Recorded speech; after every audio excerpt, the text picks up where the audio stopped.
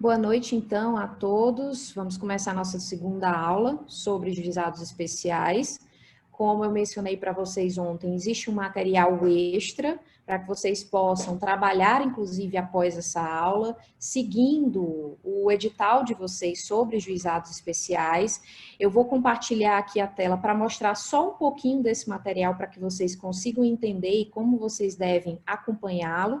Vocês estão vendo aí? Só me deem um ok. É um material de alteração legislativa, como eu mencionei, tivemos poucas alterações, aquela relacionada aos prazos que começaram a ser contados em dias úteis também nos juizados, porque havia esse conflito, eu coloquei aqui, inclusive para vocês, enfim, como esse conflito se estendeu durante um longo tempo, tanto no CNJ quanto na Infam, Fórum Permanente de Processualistas Civis, FONAGE, juizados especiais da Fazenda Pública, da Justiça Federal também.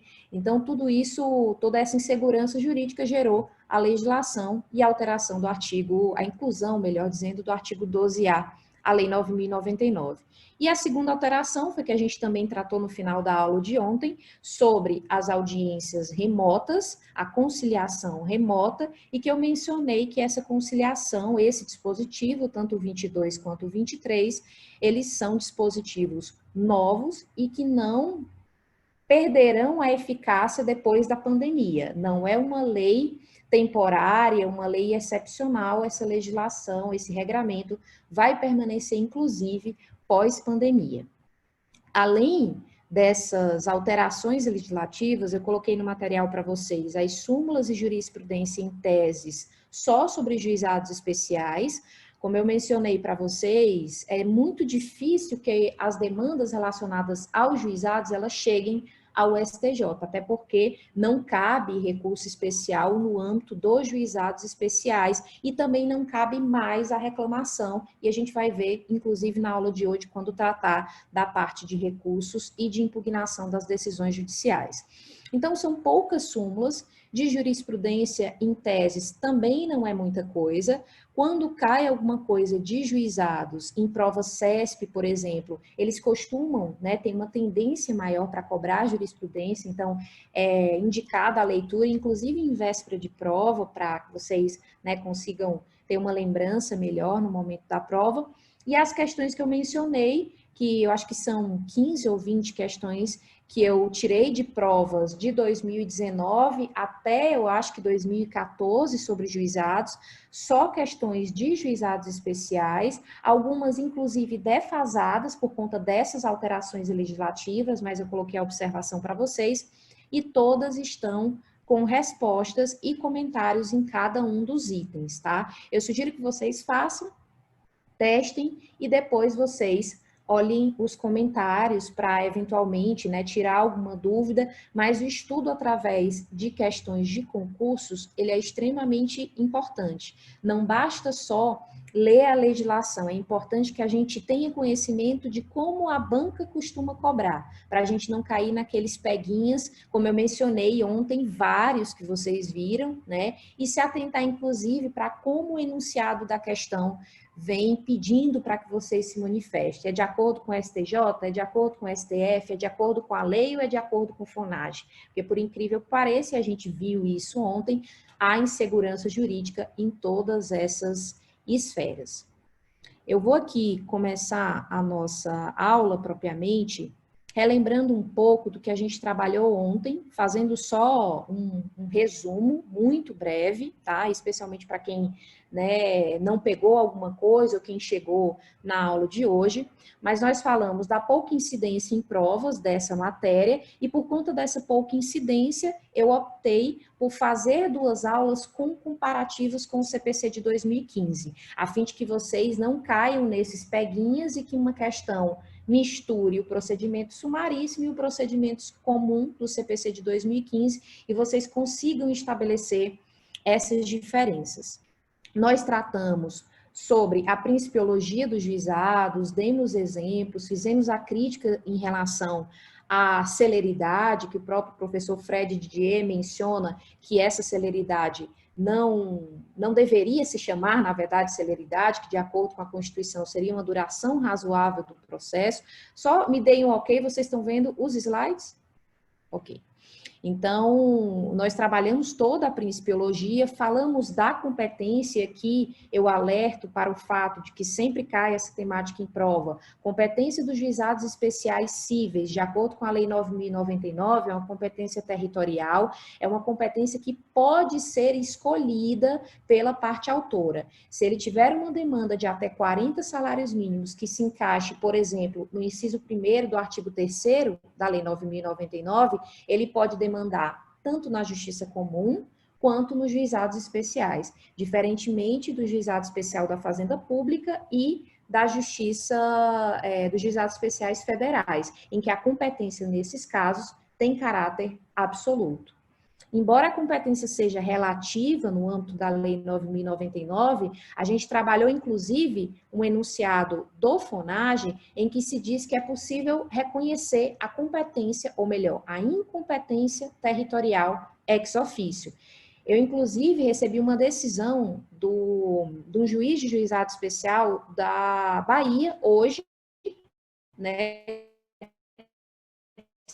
salvadência ex officio, indeferindo a petição inicial, ou melhor, julgando extinto o processo por incompetência, nem remeteu para o juízo supostamente competente, já julgou extinto o processo e, pasmem, não oportunizou a parte de se manifestar. Se a gente for pensar no regramento atual do CPC de 2015, em que se no seu artigo 10 trata do contraditório, inclusive em matéria de ordem pública, é observado o contraditório, a necessidade de ouvir a outra parte, inclusive em se tratando de matéria de ordem pública, com mais razão deveria ouvir em se tratando de matéria que não seja de ordem pública, que dependa da manifestação das partes. Porém, como eu vi hoje na prática, e foi bem providencial essa decisão, não é assim que os juízes vêm se comportando, até porque muitos deles seguem rigorosamente os enunciados do FONAGE.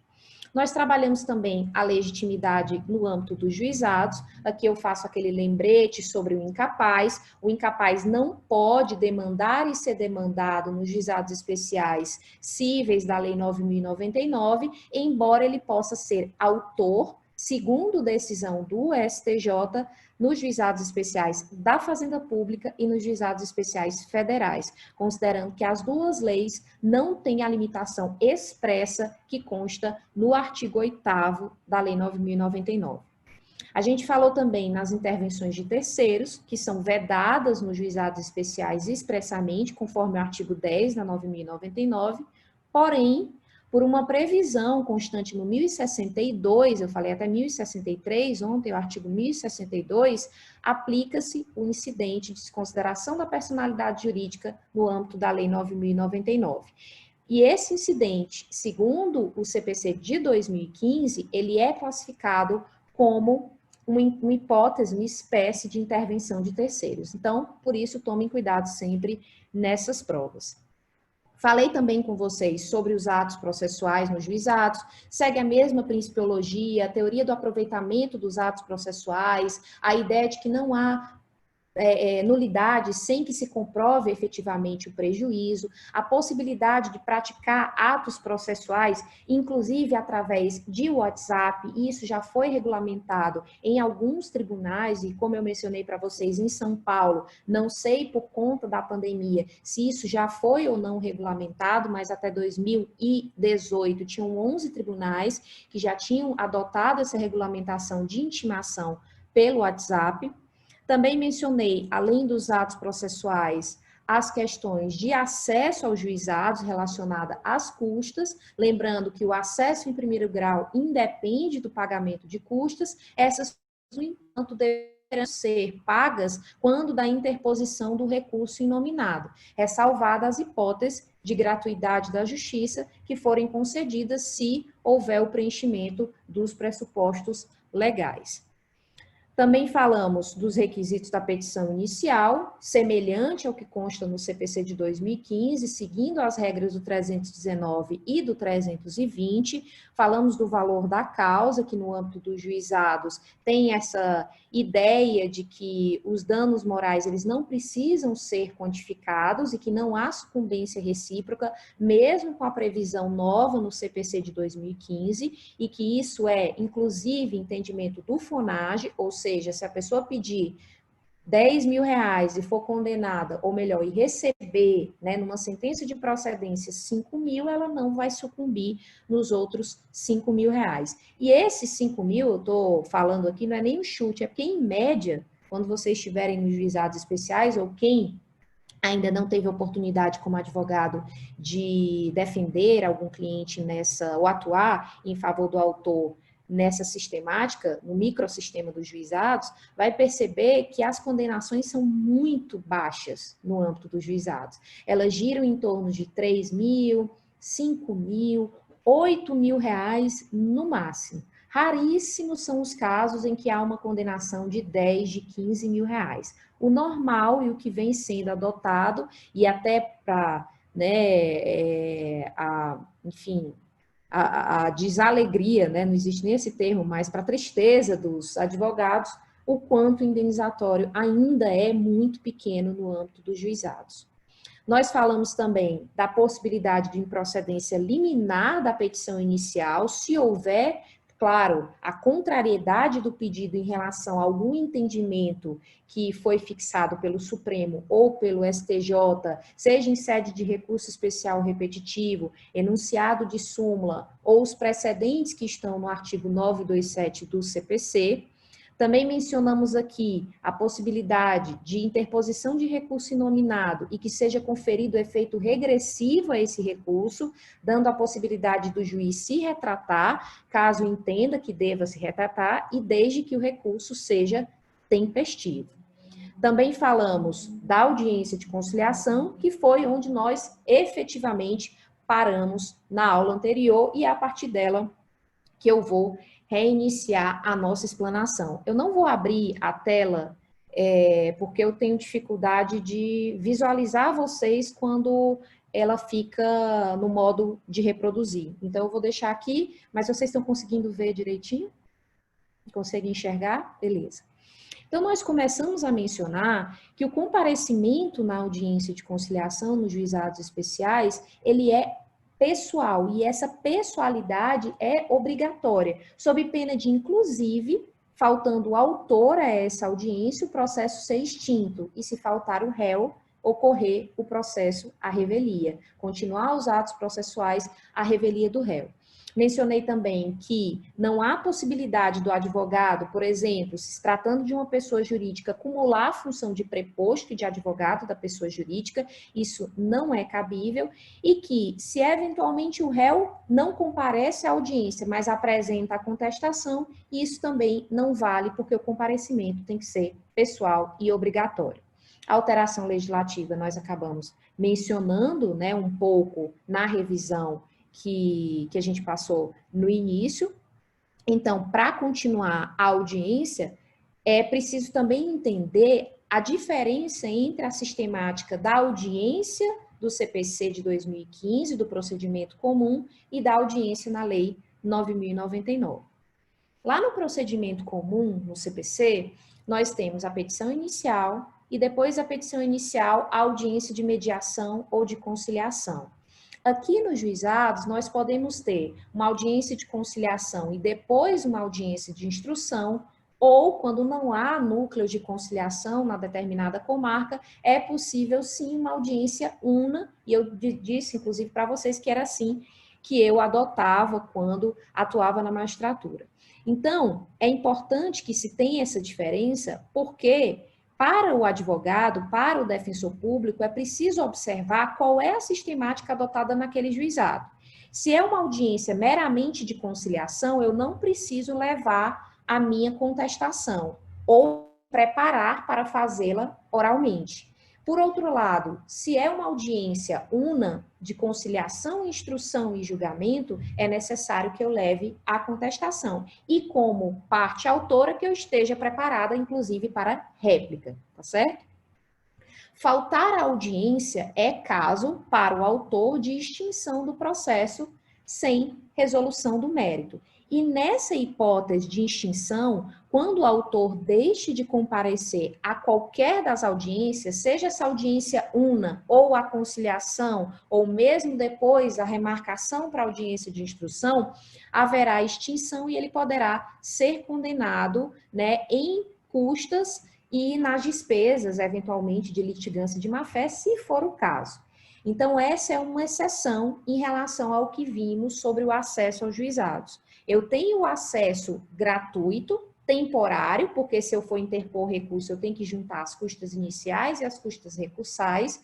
Porém, se eu faltar de forma injustificada à audiência, eu deverei ser condenado ao pagamento de custas. O enunciado 28 do FONAGE é muito claro em relação a isso. Ele diz que é necessária a condenação em custas, não é algo facultativo.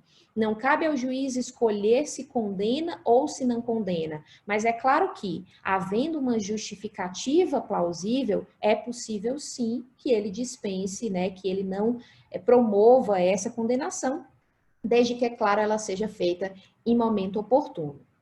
Essa audiência de conciliação, ela pode vir a ser adiada nas mesmas hipóteses do Código de Processo Civil de 2015.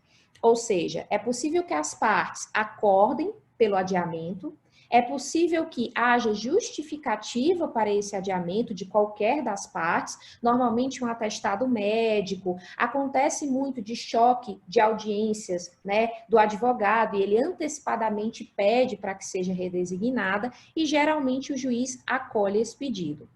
A mais complexa forma de adiamento é a relacionada ao próprio juiz, porque ela ocorre se o atraso na audiência for superior a 30 minutos. E não é aquele atraso de que eu, como advogada, cheguei no fórum, eu estou esperando a audiência que foi marcada para as 14h, sendo que já são 4 horas e a minha audiência não aconteceu. O juiz está na comarca, está no fórum fazendo audiências, beleza, não incide essa regra.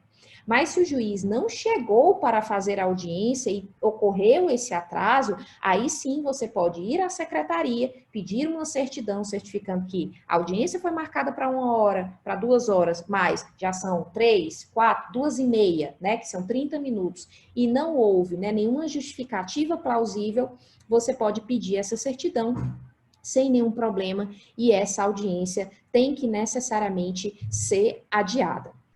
É muito difícil o advogado ou o defensor público fazer isso, normalmente espera, porque tem o receio de que haja algum tipo de retaliação, né?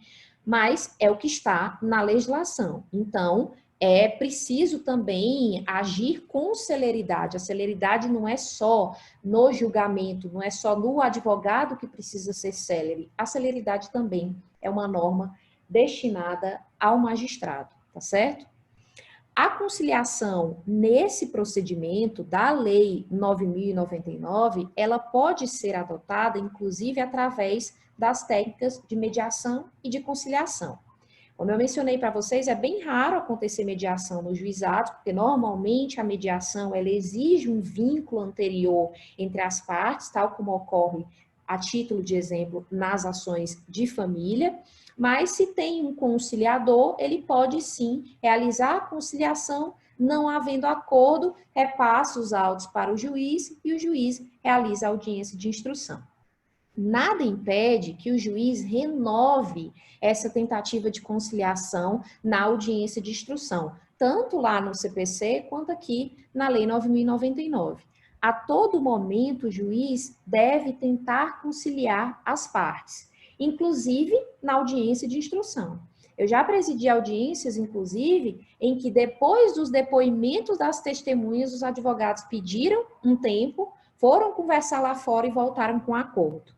Então, isso o juiz não pode, por exemplo, dizer, olha, eu perdi meu tempo, agora eu quero sentenciar. Não é assim. né? As partes podem convencionar a qualquer momento. E se elas, por um mútuo acordo, capazes, né, não há nenhum vício, não tem como, né, o juiz não homologar esse acordo, inclusive em audiência, tá certo? Outro ponto que a gente precisa trabalhar, que também advém da audiência, são as respostas do réu. Eu falei para vocês que a audiência pode ser una ou pode ser dividida em conciliação e instrução. Seja na una ou nessa audiência de instrução específica, o que vai acontecer? O juiz recebeu a petição inicial, marcou a audiência, as partes compareceram pessoalmente e o réu vai levar a sua contestação escrita ou oral para a audiência, através de seu advogado ou, eventualmente, defensor público ou de um advogado que o juiz nomear para aquele ato, caso verifique que a parte não pode permanecer sem advogado, sob pena de não poder exercer o seu direito constitucional de ampla defesa. Então, apresentada essa contestação, é possível que o juiz, tudo oralmente, pelo princípio da oralidade que nós vimos no artigo 2º da 9.099, ele dê a oportunidade para a parte autora se manifestar em réplica. Nem sempre isso acontece. É muito comum, eu acho que até hoje não, mas antigamente era mais comum, na vigência do CPC de 73, que o juiz abria réplica para tudo. Mesmo que não houvesse alegação de fato desconstitutivo, fato modificativo ou fato impeditivo do direito do autor ou alguma das preliminares previstas lá no artigo 337 do CPC, como, por exemplo, a falta de legitimidade. Era muito comum acontecer isso, mas a réplica, ela não é uma peça obrigatória.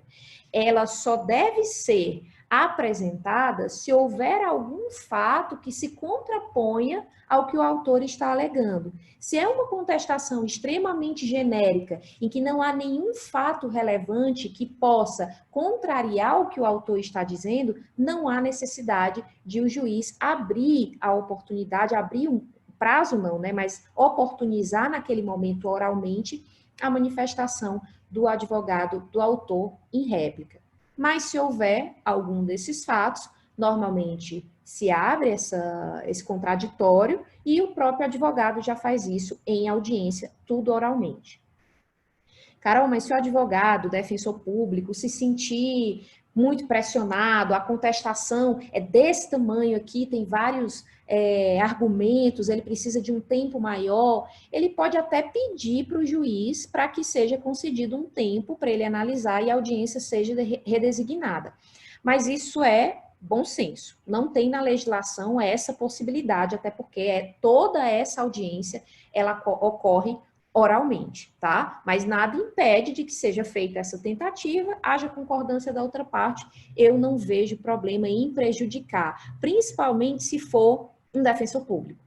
Vocês vão perceber que muitas das vezes vocês vão chegar em audiência sem saber absolutamente nada, sem ter tido contato com a parte que vocês vão defender, porque foi o outro advogado, ou melhor, o outro defensor público que apresentou, que ajuizou a petição inicial. Então, nesses casos, eu particularmente, especialmente em relação à defensoria pública, para que não prejudique a atuação do defensor e, consequentemente, da parte que ele está assistindo, concederia, sim, essa possibilidade de analisar melhor os autos. Mas, como eu disse para vocês, é muito de bom senso. Não há previsão legislativa nesse sentido. Essa resposta, como eu mencionei na questão da audiência, né, ainda de conciliação, ela tem que ser escrita ou tem que ser oral, mas tem que haver a participação da parte requerida. Se ele só encaminhou, e acontece isso muito, acontecia, né, isso bastante, de o requerido ser de outra cidade e mandar a contestação por correio, né, ainda processo físico, ou protocolar ali no PJE, no procedimento virtual. Não vale. O juiz não vai analisar essa contestação porque necessariamente há que se fazer presente a parte naquela audiência. Então, vão incidir os efeitos materiais da revelia. Isso indica automaticamente a procedência da pretensão autoral? Claro que não. A revelia, ela não é, como diz o professor Fred Didier, um efeito de dons mágicos. Eu não tenho ali um pedido autoral que vai ser integralmente procedente porque o réu não se manifestou. Juiz precisa analisar os argumentos, a verossimilhança das alegações, as provas que até então foram produzidas, inclusive provas documentais, e verificar se aquele pedido do autor tem algum respaldo legal ou jurisprudencial. Então, tome muito cuidado em relação à revelia. Nesse exemplo que eu citei, a revelia, os efeitos da revelia, só serão os efeitos materiais. Porque a partir do momento que o advogado ou o defensor apresentou contestação, ele se habilitou no processo. Então, ele precisa receber as intimações relacionadas àquele processo, embora tenha sido decretada a revelia. Então, prevalece que só incide, nesse caso, os efeitos, nesse exemplo, os efeitos materiais da revelia. Também é possível que, junto com a contestação, e não precisa ser em peças separadas, eu posso fazer na mesma peça processual o pedido contraposto. Esse pedido contraposto muito se assemelha à reconvenção, porque se trata de um contra-ataque do réu em face do autor, mas, diferentemente da reconvenção, ele não é um pedido autônomo, não é um procedimento autônomo se eventualmente a demanda principal for extinta. Então, se porventura o réu apresenta em audiência uma contestação alegando a ilegitimidade da parte contrária, ou algum outro fato, alguma outra hipótese do 337, ou mesmo um fato desconstitutivo, modificativo ou impeditivo do direito do autor, o juiz concede a oportunidade para réplica e, mesmo assim, ao oferecimento do pedido contraposto, se a petição inicial, se a ação, o processo principal for julgado extinto, o pedido contraposto morre. Não é como na reconvenção, que na reconvenção, mesmo que se extinga a ação principal, a reconvenção prosseguirá. Tanto que a reconvenção, ela tem custas, ela tem natureza jurídica de ação. Embora ela seja apresentada como concomitantemente com a contestação, ela tem, segundo a doutrina majoritária, natureza jurídica de ação. Então, não confundam. O acessório segue o principal para a Lei 9.099, porque o pedido principal necessariamente tem que andar com o pedido contraposto. É por isso que o artigo 31 fala que não se admitirá a reconvenção, porém, é lícito ao réu, na própria contestação, formular pedido em seu favor nos limites do artigo 3º, que são as hipóteses de cabimento, desde que fundado nos mesmos fatos que constituem objeto da controvérsia. O autor poderá responder ao pedido do réu na própria audiência, que seria a formatação da réplica, e segundo o enunciado 27 do FONAGE, na hipótese do pedido de valor até 20 salários, é possível que o pedido contraposto supere esse montante, desde que até o limite de 40 salários mínimos. O pedido tem que ter relação com o que foi requerido na petição inicial, mas não necessariamente no mesmo montante. E se o autor não estiver sendo assistido por advogado e optou por ajuizar uma demanda de até 20 salários, pode sim o pedido contraposto ser formalizado em valor superior a 20 salários, desde que observe o teto de 40 salários mínimos, tá certo? A audiência de instrução, ou una, se não houver o acordo, ela prossegue depois da apresentação da contestação do pedido contraposto, e nesse caso da manifestação do autor sobre o pedido contraposto, que isso é obrigatório. Se o réu apresenta tanto a contestação com algum dos casos, algumas das hipóteses do 337, ou daqueles fatos constitutivos, modificativos ou impeditivos e pedido contraposto, tem que necessariamente oportunizar a manifestação da parte autora. Passada essa fase, o juiz vai começar, de fato, a iniciar a audiência de instrução para colher o depoimento pessoal e a prova testemunhal, se houver, né, o requerimento dessa prova. O depoimento pessoal, ele é feito exatamente como no CPC de 2015. Só que as partes, elas comparecem pessoalmente e o advogado de uma parte pode pedir a oitiva da parte adversa. O mesmo advogado, ou melhor, o advogado do autor, o advogado do réu, não pode pedir o depoimento do próprio cliente. Isso acontece muito, do advogado querer ouvir o cliente. Isso não existe respaldo, não há qualquer regulamentação na lei, até porque o que o seu cliente, ou o seu assistido, no caso da Defensoria Pública, precisava falar, foi dito na própria petição inicial ou na contestação. Não existe essa de requerer o depoimento do próprio cliente. Muitos advogados ainda fazem isso, mas não existe qualquer respaldo para esse tipo de requerimento. Se houver produção de prova testemunhal, façam só uma anotação de não confundir com o quanto de testemunhas, com a quantidade de testemunhas do CPC de 2015, procedimento comum. Lá são 10, aqui são 3. Lá são 10 e até 3 para cada fato, aqui são 3 para cada parte. Então, esses peguinhas, a gente tem que tomar cuidado, porque geralmente é o que vem para puxar o nosso tapete em prova. A gente acaba se lembrando do procedimento comum, que é a regra, porque é o mais utilizado. Mas as testemunhas, elas comparecerão para a audiência, independentemente de requerimento.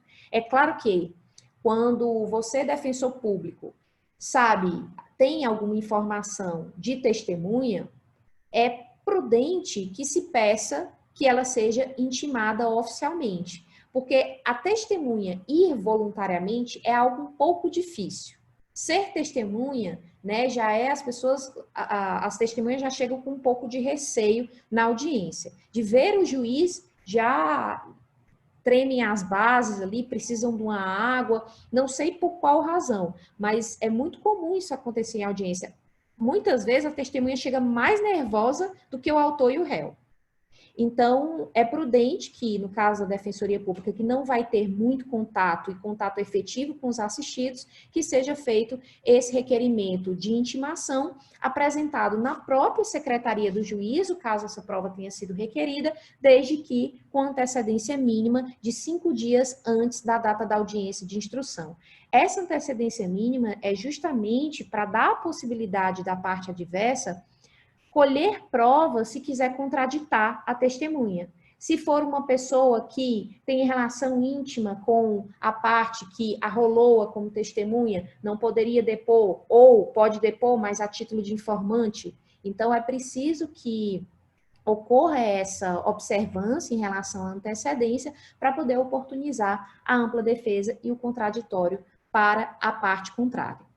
O juiz pode também, se entender necessário, se for o caso, a testemunha que tenha sido, né, intimada e não compareceu, ela pode ser conduzida coercitivamente através de oficial de justiça. É por isso que é importante fazer o requerimento de intimação, porque se você, defensor público ou advogado, deixa para levar a testemunha no dia da audiência sem requerer a intimação, não vai poder ser feita essa condução coercitiva. Só se faz condução coercitiva para aquela testemunha que foi intimada da audiência, mas sem justificativa nenhuma, deixou de comparecer. Então, é bastante comum que o juiz suspenda a audiência. Claro, a gente está falando, no meu caso, no meu exemplo, era uma cidade com 30 mil habitantes, mas que as testemunhas, né, normalmente não moravam numa localidade muito distante. Mas acontecia, por exemplo, de ser na zona rural, 30, 40 quilômetros, aí já não tem condição de suspender a audiência. Normalmente se adia a audiência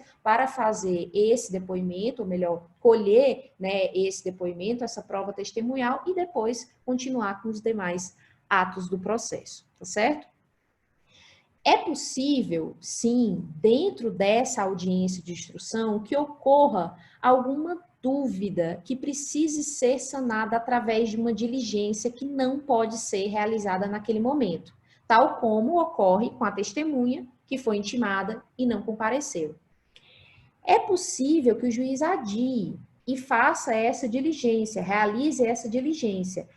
É muito comum isso acontecer depois de o juiz colher todas as provas, se ficar faltando alguma documentação, algo que não ficou esclarecido, que precise de uma diligência, e o juiz entenda isso necessário para julgar o mérito, ele mesmo suspenda a audiência, redesigne e determine a realização dessa diligência. Se não for o caso, que isso é raro sim de acontecer, a gente passa para a fase de alegações finais, que é basicamente um resumo de tudo aquilo que aconteceu na audiência, que o advogado ou o defensor público quer suscitar, quer que observe, olha, conforme consta na petição inicial, a testemunha X confirmou o que consta na petição, o advogado da parte requerida, olha, doutor, ao contrário do que consta na petição inicial, a testemunha falou o inverso. Então,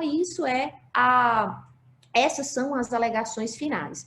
Nos juizados, elas não são obrigatórias, mas é muito comum que os juízes oportunizem isso aos advogados e defensores públicos, porque pode ser que algum esclarecimento tenha ficado pendente ou queira se acrescentar alguma coisa, tá? Mas é óbvio que não dá para inovar nesse momento. Porque se for o caso de inovar, a gente já passou da estabilização da demanda, então teria que ser feita uma nova citação, ou a própria parte concordar, a parte adversa concordar com essa inovação.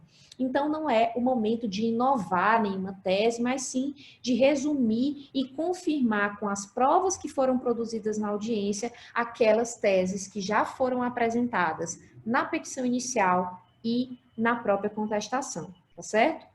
Não é obrigatória. O enunciado 35 do FONAGE, ele diz que não é obrigatório, não são obrigatórios os debates orais.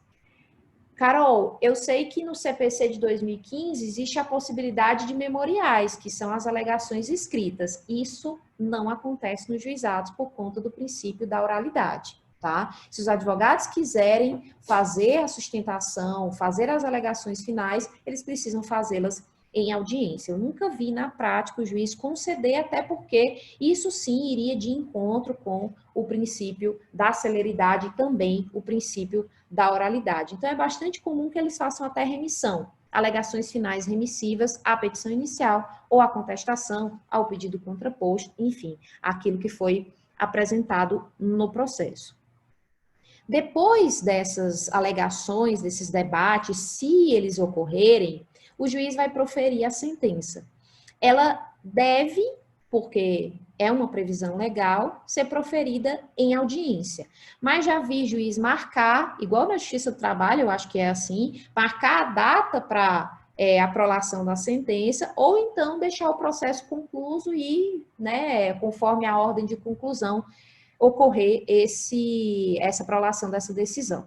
Mas, se for feito em audiência, e isso também é bastante comum, o juiz pode, com base no princípio da oralidade e no enunciado 46 do FONAGE, ele dissertar a audiência, ou melhor, a sentença oralmente. Ele fundamenta a sentença oralmente e só transcreve o dispositivo lá no termo de audiência mesmo, porque é o dispositivo que vai permitir a vinculação das partes e é ele que faz a coisa julgada formal e a coisa julgada material. Isso tem uma desvantagem, porque para recorrer, o advogado precisa, o defensor, escutar. Precisa ter ali o CD da audiência, entrar no sistema e escutar novamente toda a audiência. Mas é uma facilidade, porque se o juiz está ali com o caso fresquinho na cabeça, é muito melhor que ele sentencie oralmente. Eu fazia muito isso e os advogados esperavam um pouco mais, 30, 40 minutos, porque também não dá para fazer uma sentença extremamente sucinta, né? É preciso, é exigível a fundamentação, eles achavam até melhor, porque saíam com o caso resolvido, ainda que fosse uma sentença de improcedência. Então, demorava um pouco mais, mas já saíam com a situação sanada, pelo menos naquela primeira fase. Então, é bastante comum que os juízes, eles prolatem as decisões, né, na própria audiência de instrução.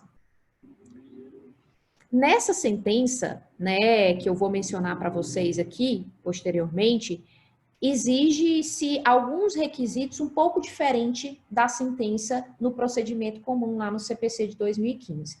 Mas antes da gente conseguir chegar na sentença e, por fim, nessa fase de conhecimento, para posteriormente entrar na fase de execução, eu queria retomar o procedimento, para a gente conseguir resumir tudo aquilo que a gente trabalhou até então, todas as hipóteses que podem ocorrer no procedimento da Lei 9.099 até chegar na sentença. Por que eu estou sendo repetitiva? Porque eu quero que vocês guardem toda a estrutura do processo. É mais fácil pensar no macro, é mais fácil pensar a partir da principiologia, porque isso vai ser um ponto de maior facilidade para resolver a prova. Ler a legislação e chegar numa prova que tem um peguinha, que troca o sim pelo não, uma vírgula, o salvo, é muito complexo para quem acha que vai conseguir decorar a lei, e a gente não decora.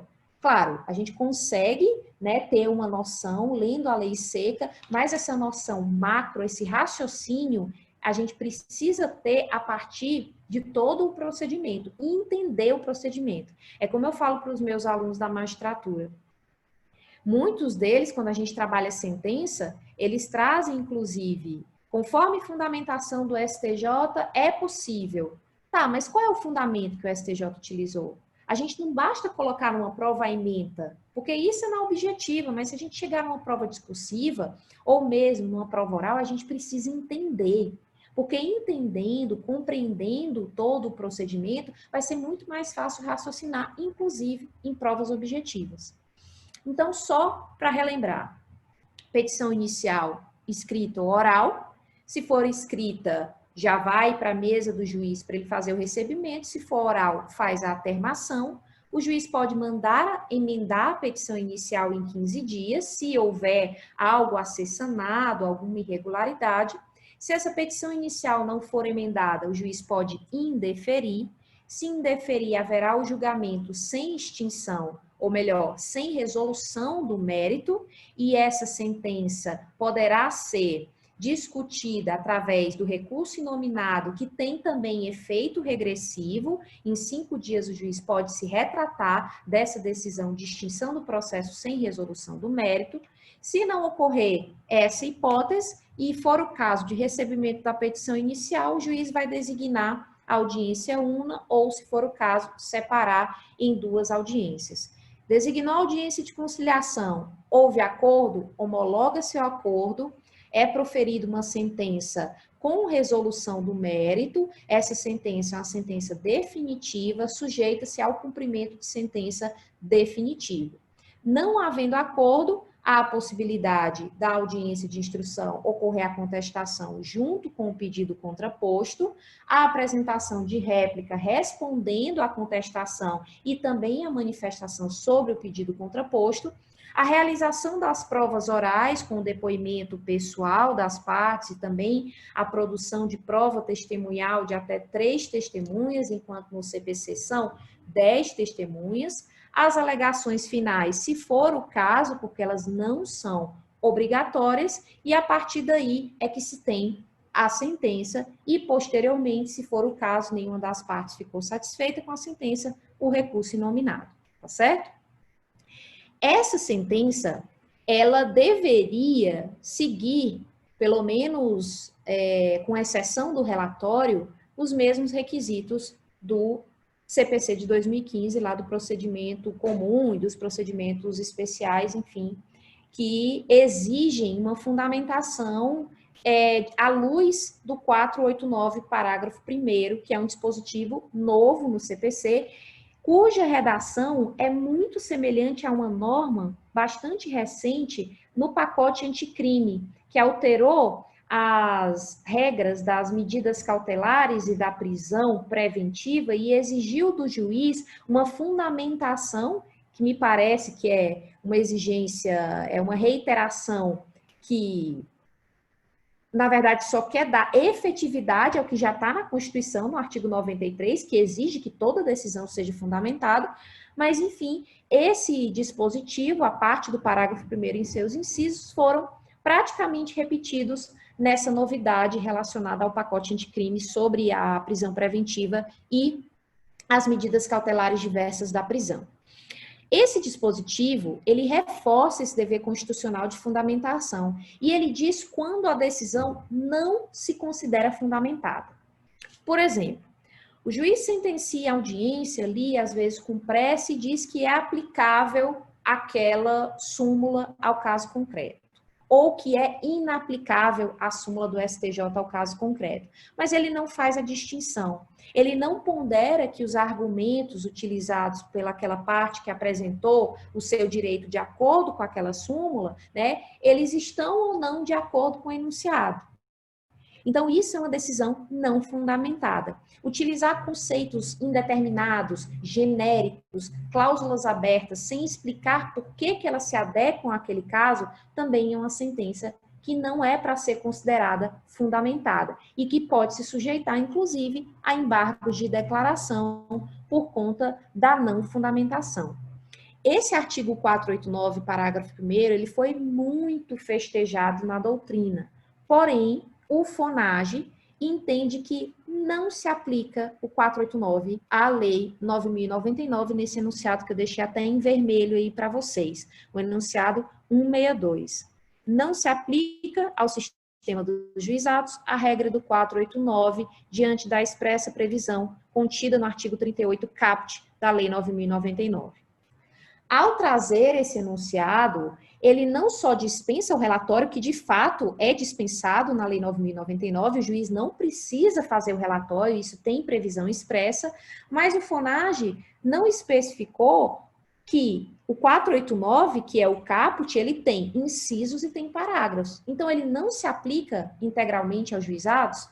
E aí vieram os enunciados 37 da primeira jornada de processo civil e o enunciado 309 do Fórum Permanente de Processualistas Civis, para dizer exatamente o contrário, que o dever de fundamentação é um dever inerente a qualquer provimento jurisdicional. Então, a sentença, seja no procedimento comum, no procedimento dos juizados especiais, nos processos sujeitos à jurisdição voluntária, o juiz precisa necessariamente fundamentar suas decisões à luz do 489, parágrafo 1º, como um reforço ao dever de fundamentação previsto na Constituição Federal. Mas o FONAGE não trouxe especificamente o que não se aplicaria do 489. Então, parece que esse enunciado 162 afasta todo o 489 da sistemática dos juizados especiais. Infelizmente, o que a gente vê hoje, né, e até por uma cobrança do CNJ, são juízes que pensam muito, e não é uma crítica, a cobrança é muito ruim mesmo, em meta, em bater meta. Então, muitas vezes se esquece que por trás de cada parte, ainda que seja uma causa de menor complexidade, existem pessoas, e essas pessoas precisam de uma resposta. A sentença não precisa ser rebuscada, a sentença não precisa ser algo acadêmico, ela precisa ser escrita de uma forma que a parte entenda, que o advogado compreenda e que o advogado tenha analisado os pedidos que ele fez. É claro que alguns pedidos ficam prejudicados quando o juiz analisa o pedido macro. Num pedido, por exemplo, alternativo, se o juiz acolheu um e não acolheu o outro, não há sequer interesse de o advogado ou o defensor público recorrer. Mas não é disso que a gente está falando. Esse dever de fundamentação, ele é muitas vezes esquecido nos juizados para se fazer uma sentença de meia página. Uma sentença em que praticamente se repete o dispositivo legal, coloca-se uma súmula ou um julgado ali de 3, 4 linhas e o dispositivo. Isso dificulta, inclusive, a atuação do defensor público, do advogado, porque ele precisa saber quais foram os fundamentos utilizados na sentença para, é claro, apresentar a sua peça de inconformidade, o seu recurso, tá? Mas o FONAGE, infelizmente, tem esse enunciado. Além da sentença, e a gente fechando nessa parte aqui do procedimento, nós temos que também trabalhar as hipóteses de impugnação das decisões proferidas no âmbito da Lei 9.099 e também no âmbito dos juizados especiais da Fazenda Pública e dos juizados especiais federais. Eu disse para vocês que eu sempre iria trazer os juizados da Fazenda Pública e os juizados especiais federais, embora ambos tenham pouquíssima, raríssima incidência, vocês vão ver no material extra, em provas para a Defensoria Pública Estadual. A Defensoria Pública da União, sim. Várias vezes já foi cobrado, né, já foram cobradas essas leis, mas para vocês não. De toda forma, a espinha dorsal é a 9.099. Porém, quando houver alguma diferença que mereça a gente trabalhar, eu vou explicar para vocês aqui, tá? Só beber uma água. Pessoal, a Lei 9.099, ela não permite a recorribilidade, né, o recurso de decisões interlocutórias.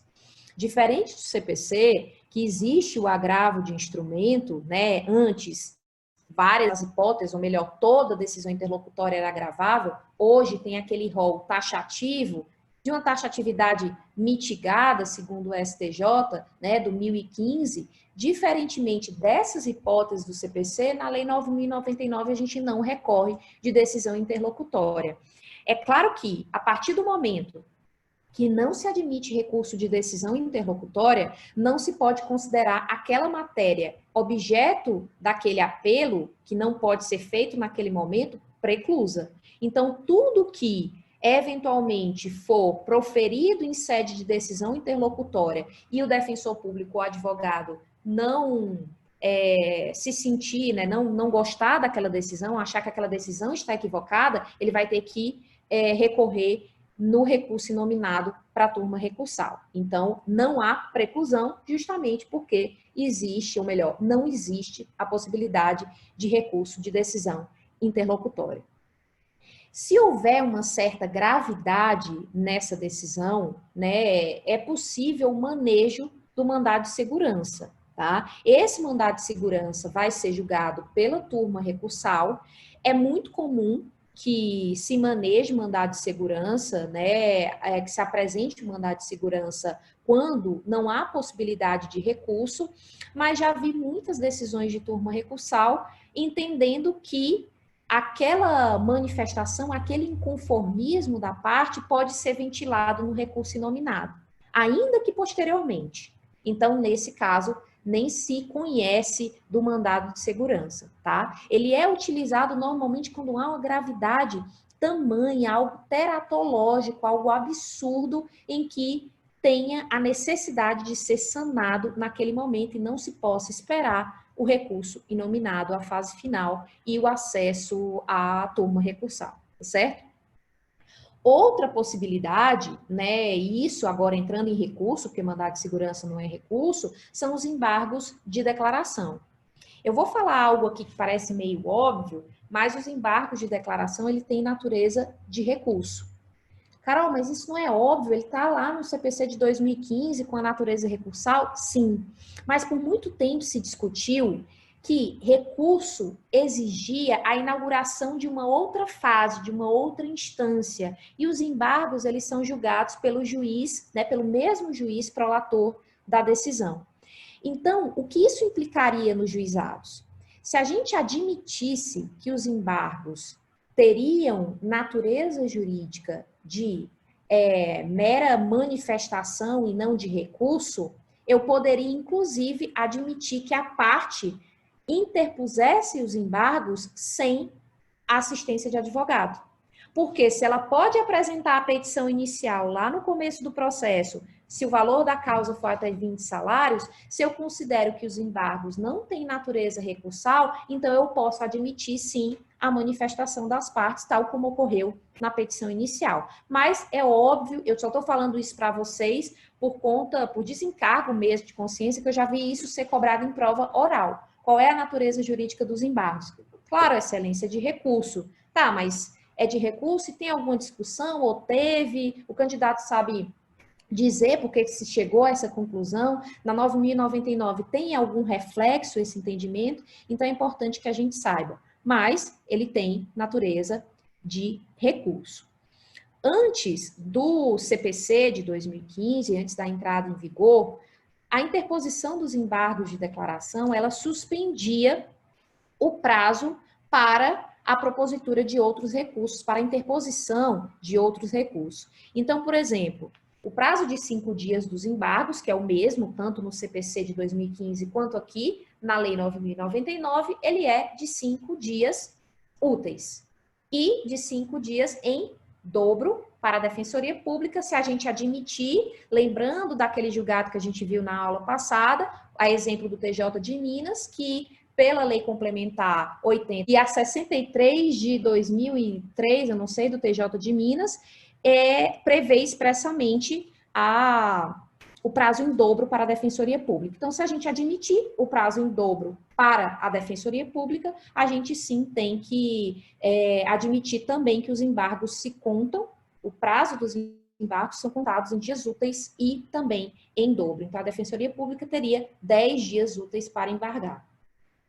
Antes, esse prazo se suspendia, o que quer dizer que, imagine que eu sou intimada, eu sou advogada, eu sou intimada da sentença hoje. O meu prazo recursal começa no dia útil subsequente, imaginando que amanhã não é feriado, é um dia útil, então ele começa a contar a partir de amanhã, quinta-feira. Eu tenho quinta, sexta, sábado, estou falando na sistemática anterior, que não era em dias úteis. Quinta, sexta, sábado, domingo, segunda.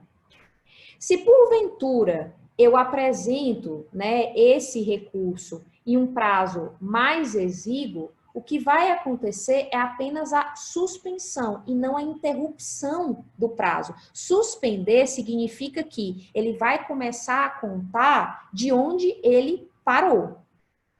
Interrupção, ele vai começar a contar do zero. Então, hoje eu não perco mais esses 5 dias se porventura eu quiser apresentar um recurso extraordinário, que são de 15 dias. Então, eu não perco esses 5 dias ou 3 dias se eu apresentei antes. Agora, se eu apresento os embargos no último dia do prazo e depois eu quero apresentar um recurso extraordinário ao STF, claro, se envolver matéria constitucional e houver os requisitos necessários ao recurso extraordinário, eu tenho mais 15 dias, porque começa a contar do zero. Essa era e sempre foi a sistemática do Código de 73. Então, a gente tinha duas possibilidades, a suspensão e a interrupção. E isso confundia demais o advogado. É por isso que se unificou e a partir do CPC de 2015, que entrou em vigor em 2016, o prazo dos embargos, ele começa a contar, ou melhor, ele se conta e se suspende, ele se conta em 5 dias úteis e ele se interrompe também na mesma sistemática do CPC de 2015, tá certo? Isso está no artigo 50 da Lei 9.099, que foi alterado pelas disposições finais e transitórias lá do CPC de 2015, tá certo? E o prazo, como eu disse para vocês, é de 5 dias úteis e em dobro para a Defensoria Pública. E os embargos, eles servem para quê? Tanto para sanar essa situação do 489, parágrafo 1º, quando a decisão não se considera fundamentada, é possível sim a interposição de embargos, quanto também quando houver contradição, obscuridade ou omissão, e a omissão também se encaixaria no 489. Antes havia a previsão na Lei 9.099, antes da alteração, de dúvida, se houvesse dúvida. Mas a dúvida, ela se assemelha à contradição. A contradição, a partir do momento que o juiz quer dizer alguma coisa, ou diz alguma coisa ali no início da fundamentação e contradiz aquela primeira, a primeira arremate que ele fez, ele pode, né, a parte diversa pode sim apresentar os embargos, não com base em dúvida, mas como contradição mesmo. Então, se confundia muito, muitos advogados utilizavam a dúvida como, na verdade, uma tentativa de reanalisar o próprio mérito da demanda, tá? Então, hoje, as hipóteses de cabimento dos embargos são as mesmas do CPC: omissão, obscuridade ou contradição. Em caso de erro material, o juiz pode corrigir de ofício, tanto aqui no procedimento sumaríssimo, quanto no procedimento comum do CPC de 2015. O que é que se tem de novidade no CPC de 2015 que a gente poderia aplicar aqui também nos embargos? a possibilidade expressa, porque já se entendia na doutrina e na jurisprudência isso, de embargos com efeitos infringentes ou modificativos. Acontece muito de o juiz proferir uma sentença e deixar de analisar algum pedido. Imagine que uma parte apresentou uma petição inicial com pedido de indenização por danos morais e danos materiais, e na sentença o juiz analisou somente os danos materiais, concedendo ou não, não importa, e se omitiu em relação aos danos morais. O advogado apresentou embargos de declaração e o juiz percebeu o equívoco. A partir daquela decisão, vocês conseguem perceber que ele vai ter que modificar completamente a sentença. Ou para reconhecer os embargos, ou melhor, conhecer dos embargos e reconhecer o dano moral, ou para conhecer dos embargos e julgar também improcedentes os danos morais. Nessa hipótese em que se vai conferir um efeito modificativo à sentença, é necessário, sim, que o juiz intime a parte contrária para responder aos embargos. Os embargos, ao contrário dos demais recursos, não têm contra-razões. E nesse caso de efeito modificativo ou infringente, por uma observância ao contraditório, é necessário sim oportunizar a parte contrária que se manifeste sobre esses embargos, caso o juiz entenda que o acolhimento e o julgamento daqueles embargos permitirá a modificação substancial da sentença anteriormente proferida, tá certo? Além dos embargos, e esse seria o mais famoso recurso no âmbito da Lei 9.099, se trata do recurso inominado. E esse recurso, ele muito se assemelha à apelação. Na verdade, ele faz às vezes da apelação. Então, da própria sentença que for proferida, seja em audiência ou posteriormente, caberá recurso inominado.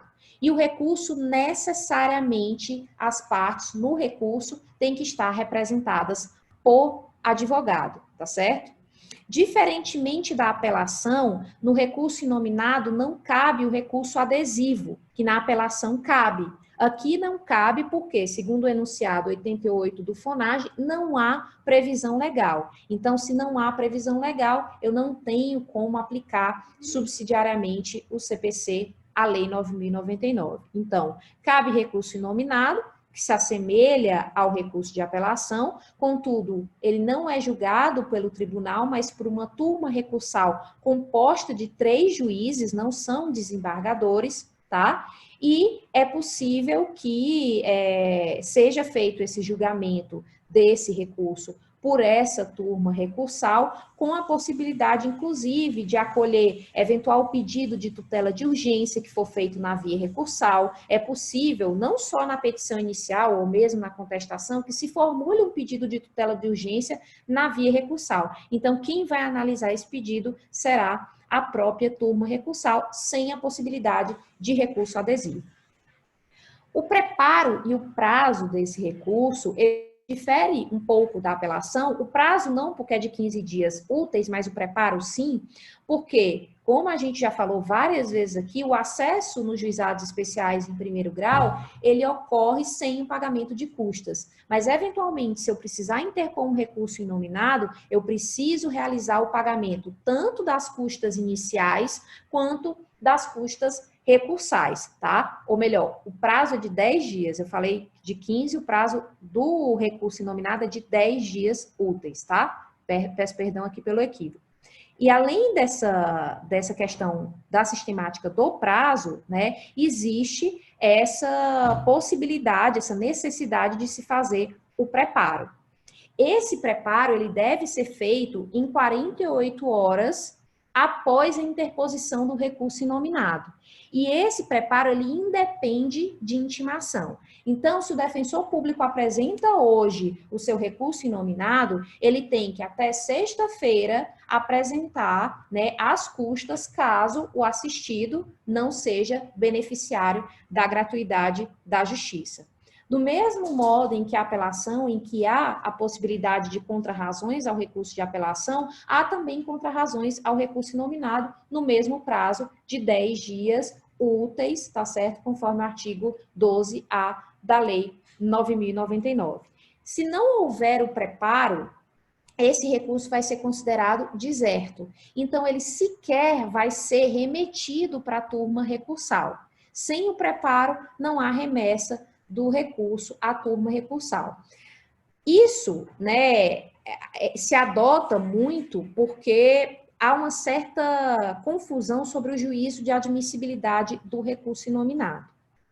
Vocês sabem que eu tenho juízo, na fase recursal, eu tenho o juízo de admissibilidade e eu tenho também o juízo de mérito. O juízo de admissibilidade é aquele que vai analisar a possibilidade de que o tribunal ou a turma recursal aprecie aquele recurso. Não é a porta de entrada, são os requisitos para que ele possa vir a ser admitido, pelo menos olhado, os fundamentos serão olhados, serão verificados. Então, por exemplo, o preparo, a tempestividade, o interesse recursal, e há uma certa divergência na doutrina quanto quem faz esse juízo de admissibilidade.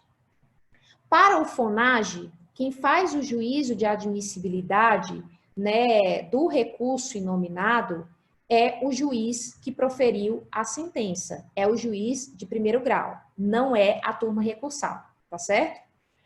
Para a maioria da doutrina que aplica a sistemática da apelação ao recurso inominado, quem faz o juízo de admissibilidade é a turma recursal, com exceção daquela hipótese que eu mencionei da tempestividade, se for fazer a retratação, tá? Por que que essa corrente doutrinária equipara a apelação e entende que quem deve fazer o juízo de admissibilidade é a turma recursal? Porque a apelação é assim. Antes, na apelação, a gente tinha um duplo juízo de admissibilidade. O juiz de primeiro grau analisava os requisitos e o tribunal tinha que analisar novamente. Isso era considerado contraproducente, então houve uma alteração legislativa, houve uma mudança no CPC atual, então se tirou esse duplo juízo de admissibilidade. Não houve alteração na Lei 9.099. É por isso que, só adiantando, e depois eu volto aqui, tem um enunciado do FONAGE, que é o que eu mencionei para vocês, o 166, que diz que quem deve fazer o juízo de admissibilidade é o juiz de primeiro grau. Então, nesse exemplo que eu mencionei para vocês da ausência de preparo no prazo de 48 horas após a interposição, independentemente de nova intimação, o juiz de primeiro grau, pelo enunciado do FONAGE, pode considerar o recurso deserto e sequer remeter os autos para a turma recursal. Caso contrário, se esse juiz aplique a sistemática da apelação ou mesmo o enunciado 474 do FPPC, que traduz essa ideia que eu mencionei para vocês, de fazer as vezes da apelação e somente a turma recursal analisar o juízo de admissibilidade, nessa hipótese, ainda que esse juiz de primeiro grau verifique que não há preparo, ele tem que remeter os autos à turma recursal, porque só ela poderá dizer se o recurso é ou não deserto, tá certo? Compreenderam a divergência? Se, porventura, isso, né, for cobrado em provas, o que eu já disse para vocês, acho difícil, os examinadores cada dia mais têm cuidado em não colocar questões polêmicas que possam indicar, né, uma possibilidade de recurso. Nesse caso, observe um enunciado. Se pedir o FONAGE, quem faz o juízo de admissibilidade é em primeiro grau. Se pedir conforme a doutrina ou o Fórum Permanente de Processualistas Civis, aí vocês podem, né, entender que quem faz o juízo de admissibilidade é a turma recursal, como consta aqui no enunciado, tá certo? Isso dá uma problemática terrível, porque se o advogado ele apresenta, né, esse recurso, ele muitas vezes quer até conversar com o juiz, despachar, para que o juiz faça análise de admissibilidade e seja logo remetido para a turma recursal. Então, é mais uma dificuldade que os advogados, enfim, né, que sobra para os advogados, eles encontram por conta dessa divergência entre FONAGE, doutrina, aplicação ou não do CPC de 2015, tá certo? Além disso, é importante que a gente fale também sobre os efeitos do recurso inominado. Ele, como regra, diferentemente da apelação, ele só tem efeito devolutivo. A apelação, em regra, claro, a gente tem exceções, a apelação ela é recebida no duplo efeito, devolutivo e suspensivo, e pedindo a execução provisória do julgado. No caso do recurso inominado, como regra, é o contrário, ele tem efeito somente devolutivo, mas é possível a concessão de efeito suspensivo para que seja, né, evitado um dano, né, de caráter irreparável à parte. Então, quem concede esse efeito suspensivo? A turma recursal ou o juiz de primeiro grau? Eu entendo que é a turma recursal. Porque se a gente imaginar que também faz semelhança com a apelação, quem defere uma tutela provisória é a turma recursal, é o tribunal no caso da apelação. Então, não há razão do próprio juiz que prolatou aquela decisão desfavorável, por exemplo, a quem está recorrendo, ele mesmo faça o juízo de admissibilidade e ainda, né, ele confira efeito suspensivo a esse recurso, tá certo? Essa concessão de efeito suspensivo pela turma recursal encontra subsídio no enunciado 465 do Fórum Permanente de Processualistas Civis. Eu trouxe ele para vocês aqui expressamente e que dá a entender que a doutrina, pelo menos no âmbito do FPPC, ela tenta uniformizar a sistemática da apelação e do recurso inominado. Nesse recurso inominado, além das custas, né, e que há possibilidade de condenação também em custas, também há possibilidade de condenação em honorários. Na sentença, a gente não tem condenação em honorários, na sentença na Lei 9.099, porém, na fase recursal, é sim possível a condenação em honorários advocatícios, observando os artigos 85 e seguintes do CPC, com aquele percentual, né, pelo menos 10% do valor da causa, até 20% do valor da causa. Então, é possível, se houver sucumbência, que aquele advogado que conseguiu ser vencedor na sentença em primeiro grau, e ele também consiga ser vencedor no recurso, ele tenha direito a receber os honorários daquela parte que foi vencida na demanda. Isso está expressamente no artigo 55 da Lei 9.099 e dois enunciados do FONAGE, que eu peço que vocês observem, que já caiu também em provas, é no sentido de que essa condenação em honorários, ela ocorre ainda que o recurso inominado não seja conhecido. Então, por exemplo, imaginando que a turma recursal é que vai fazer o juízo de admissibilidade, tá? Seguindo lá a sistemática da apelação e o que diz o FPPC. Nesse juízo de admissibilidade, se porventura a turma recursal considere esse recurso deserto, porque não houve o pagamento das custas relacionadas ao preparo, ainda assim ela deve condenar aquela parte que recorreu no ônus, né, da sucumbência e ao pagamento de honorários à parte adversa, segundo esse enunciado. É um enunciado doutrinário, não há previsão na 9.099, mas na prática é isso que vem acontecendo. A condenação do recorrente vencido em honorários também independe das contrarrazões, segundo o enunciado 96. Então, se porventura eu, inconformada, advogada, inconformada com a sentença, apresenta o recurso inominado e esse recurso, ele é julgado e, apesar de conhecido, é mantida a sentença de primeiro grau que eu me senti, né, que eu me inconformei, sobre a qual eu me inconformei, e ainda assim a minha parte, a parte que eu advogo, pagará honorários para a parte adversa, mesmo que a parte adversa não tenha apresentado contrarrazões. Então, não precisa haver o contraditório, é claro, ele vai ser um contraditório formal, mas imagine que o advogado entenda, não vou apresentar contrarrazões porque esse recurso é absurdo. né? É impossível que a turma recursal conheça das razões recursais. Ainda que não apresente contrarrazões, terá direito à condenação em honorários, porque o que se tem da ideia de condenação em honorários advocatícios é o princípio da causalidade. Quem deu causa, e se eu ajuizei, ou melhor, se eu interpus um recurso inominado e, de alguma forma, né, o advogado da parte contrária, embora não tenha trabalhado, ele trabalhou ao longo de todo o processo, correndo o risco ainda de ter a decisão favorável a ele revertida, nessa hipótese tem que ser aplicado esse princípio e, por isso, a parte será condenada, independentemente de apresentação das contrarrazões da parte adversa. Vamos dar uma pausa agora e aí eu faço 1h30 e depois a gente faz mais 1h30 para não ficar cansativo como ontem. Pausou aí? Então, retomando aqui a nossa aula sobre juizados especiais, nós tratamos, ao final, antes desse intervalo, sobre os recursos, as formas de impugnação no âmbito da Lei 9.099.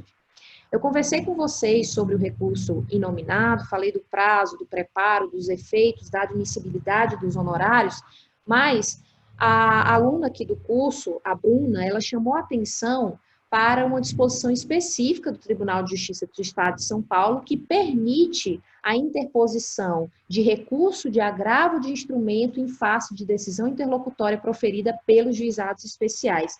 E é o enunciado número 60. Então, para quem advoga, né, ou quem faz prova no Estado de São Paulo, é importante ter ciência desse enunciado, embora não seja algo que prevaleça, né, pelos demais juizados do país. O que prevalece é a irrecorribilidade das decisões interlocutórias. Tá?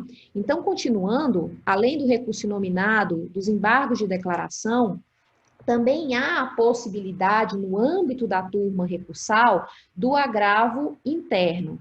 Quando se profere uma decisão unipessoal, o relator daquele processo, por exemplo, se for o caso, negando ou acolhendo uma tutela de urgência, seria possível a interposição de um agravo interno para que a turma recursal por inteiro, o órgão colegiado, analisasse aquele pedido, tá certo?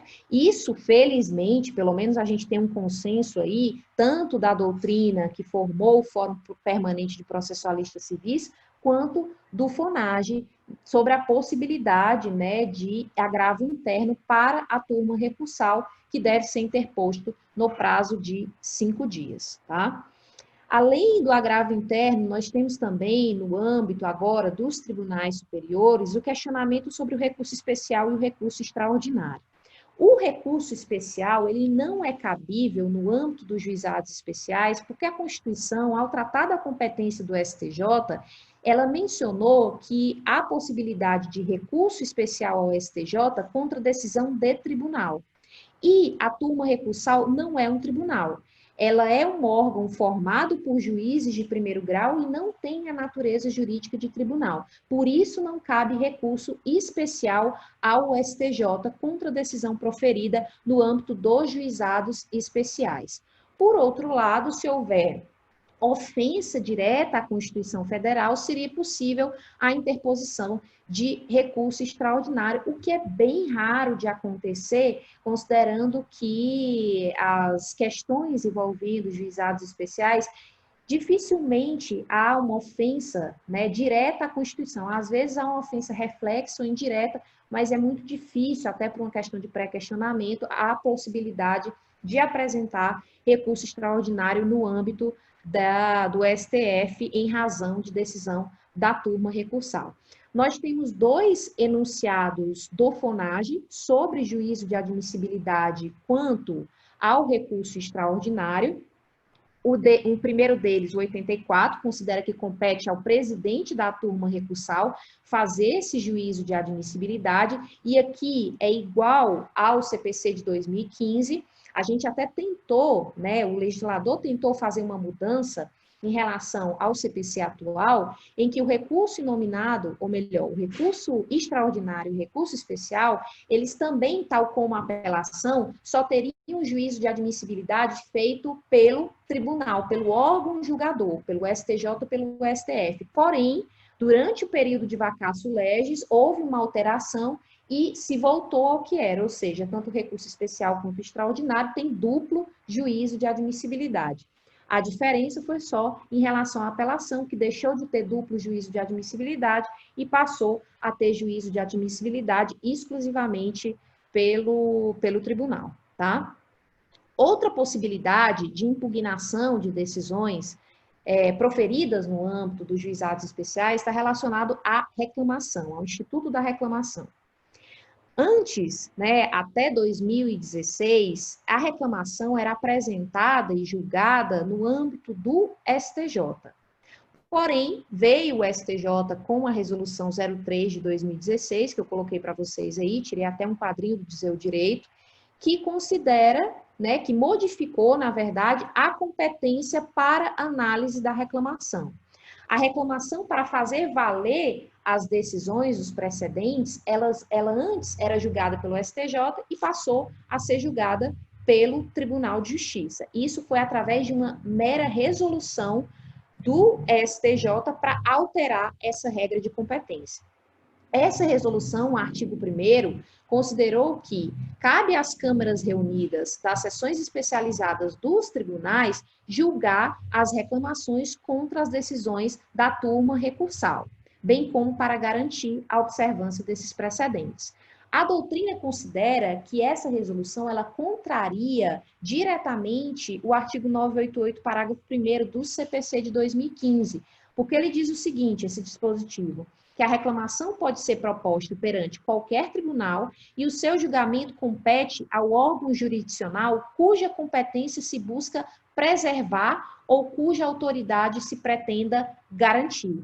Então, se eu pretendo fazer valer uma decisão do STJ, é óbvio que eu tenho que apresentar a reclamação ao STJ.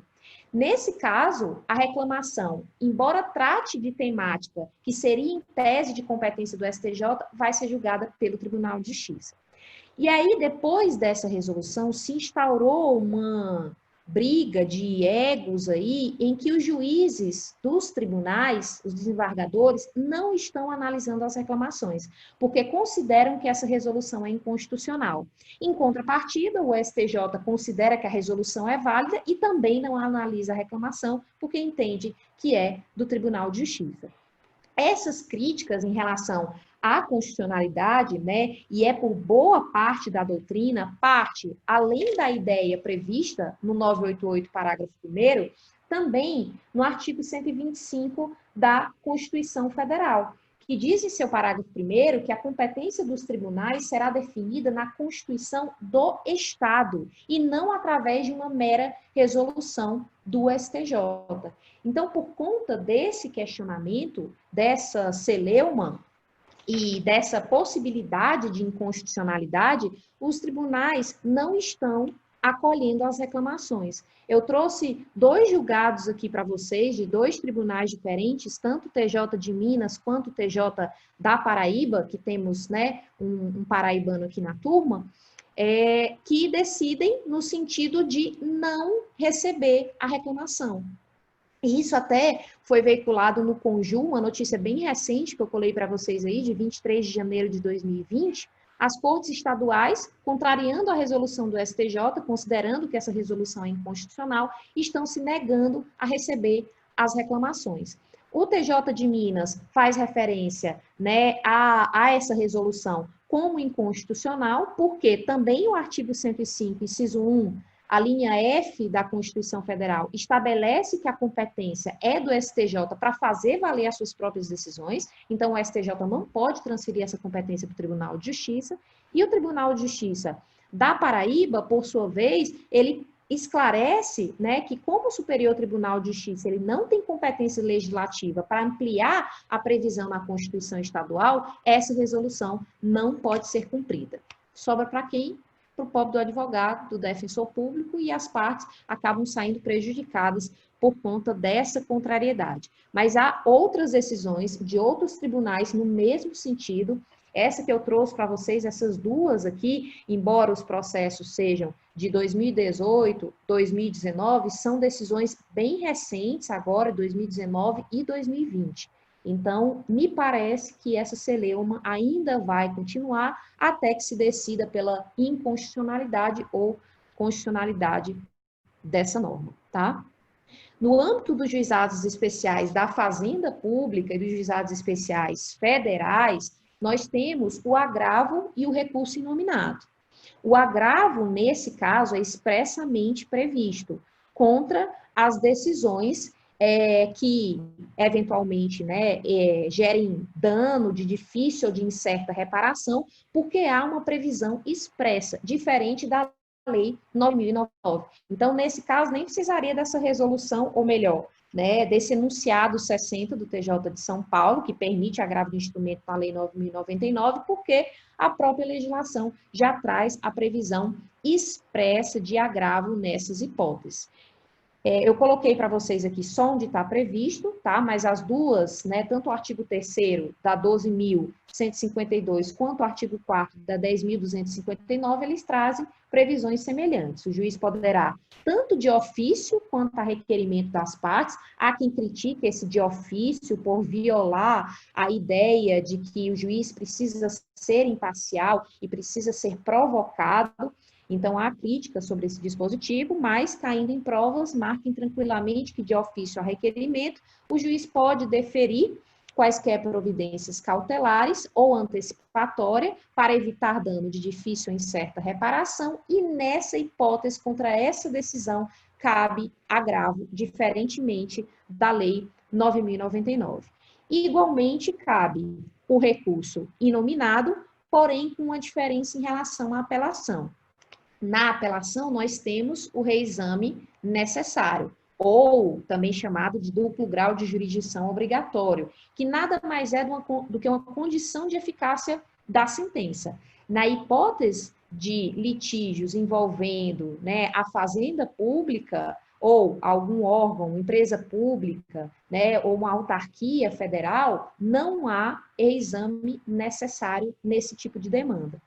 Hoje, né, atualmente, nós temos o reexame necessário muito mais restrito do que ele era no CPC de 73. Avalia-se o quantum da condenação, inclusive, não sei se no Senado ou na Câmara, mas foi discutido a possibilidade de acabar com todas as hipóteses de reexame necessário. Porém, não foi o que prevaleceu, mas houve uma restrição muito grande e, de toda forma, no âmbito dos juizados especiais federais e da Fazenda Pública, não há possibilidade de reexame necessário.